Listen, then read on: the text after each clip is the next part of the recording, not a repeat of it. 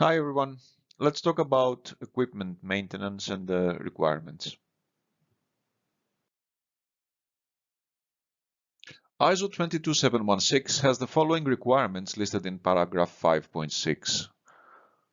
5.6.1 Equipment should be regularly maintained. Point 2 Maintenance operations should not affect the quality of the product. And point 3 Defective equipment should be identified accordingly, excluded from use and isolated if possible. Okay, let's take them one by one. What does it mean that equipment should be regularly maintained? This is typically expressed in what is called the preventive maintenance program.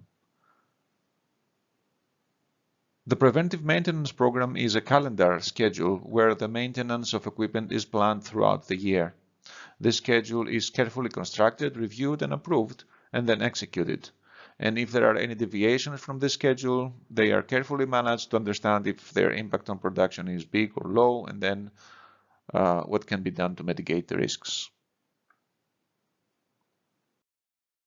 The question always is, how often should we perform a preventive maintenance? The frequency is risk-based. There needs to be a documented rationale, taking into consideration factors such as what is the impact of a potential breakdown, what types of breakdown and how often do they occur, how the malfunctions can be detected before we have any impact, or what does the equipment vendor say? Is this a new equipment that we're talking about or an old one? So there are many things that we need to put down and then decide on the frequency of preventive maintenance. Okay, now let's go to the other requirement, which is a little bit more tricky. Maintenance operations should not affect the quality of the product. There are many ways to think around this requirement. Obviously, you need to make sure that you're taking the appropriate steps and you are changing the right spare parts, you are doing the right maintenance for the equipment. But there are two other thoughts that are equally important. The first one is about isolation, about segregation. Obviously, maintenance is not a GMP activity.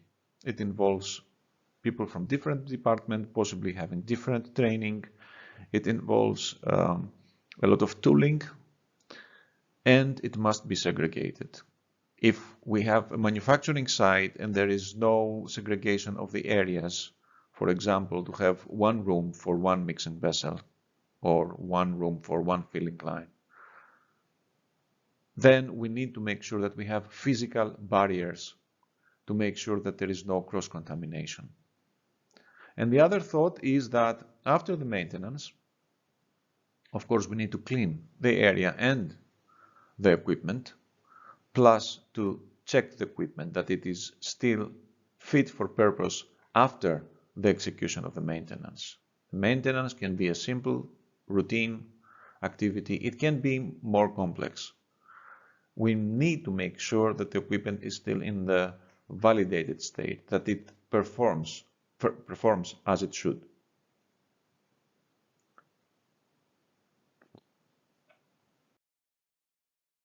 And coming to the last requirement, it says that defective equipment should be identified accordingly, excluded from use, and isolated if possible, which is very straightforward. Definitely, we label the equipment that is defective, and it's the same when it is under maintenance, right? We label and we make sure that it's not used. This is how we make sure that it is excluded from use. And then, if possible, we isolate it. The statement here doesn't say that if possible, we identify. It doesn't say if possible, we exclude from use. No, it says that we identify, we exclude from use, and if possible, we isolate, just to make sure that there is no misunderstanding there.